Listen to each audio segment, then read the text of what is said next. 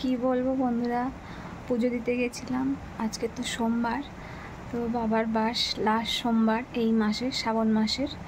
তো ভিড় এত হয়েছে, আমি তো গেছি সেই 12:30 ধরতে গেলে, বাড়ি থেকে বেরিয়েছি, এই বাড়ি এলাম জাস্ট 3:50 4টে নাগাদ বাড়ি এলাম। এত ভিড় বলার মতো না। আর তার মধ্যে তো সাইড থেকে তো সবাই ঢোকে, তোমরা তো এটা তো নতুন কিছু না। আজকে আর মেয়ের আনতে যেতে পারলাম না। আমার মা এসেছে, সবাই তো জানো, তো মাই চলে গেছে, বললো তুই বস, আমি যাচ্ছি। ঠিক আছে যাও, মেয়েকে নিয়ে এসো। আর আমি একটু বসেছি, এখনও কিচ্ছু খাইনি, কিছু প্রসাদও নিইনি। শরীরটা খারাপ লাগছে, এসিটা ছেড়ে একটু ঠান্ডায় বসি, একটু ধাতস্থ হই। দীর্ঘক্ষণ লাইনে দাঁড়ানো তো শরীরটা যেন কেমন একটা হচ্ছে। একটু বসে শরীরটা রেস্ট নিই, মাথা ঘুরছে। তোমাদেরও নিশ্চয়ই হয় কষ্ট, তো নির্জলা উপোসে এই হয়।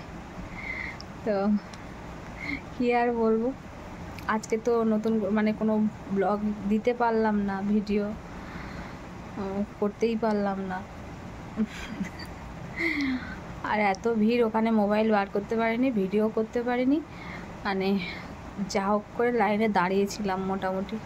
অনেকে তো মাথা ঘুরে পড়েও গেছে। কি করব, ভেবেছিলাম একটু ভিডিও করে তোমাদেরকে শেয়ার করব, তোমাদেরকে দেখাবো কেমন ভিড় হয় আমাদের ভদ্রেশ্বর তলায়। তো আমাদের যে কোনো বাবার পুজোতে যে কোনো শিবের উপোস করি আমরা, নীলষষ্ঠী করি বা শিব চতুর্দশী করি বা এই শ্রাবণ মাসে জল ঢালি, তো এই ভদ্রেশ্বর তলাতেই যাই। আমাদের এখানে সবাই ওখানে যায় জানো। তো আমাদের এই এলাকার যত ভদ্রেশ্বর বৈদ্যবাটি, ওদিকে মানকুণ্ডু যত আছে, সব কিন্তু এই ভদ্রেশ্বর তলাতেই জল ঢালে। তো এটা অনেকটাই জাগ্রত বাবা।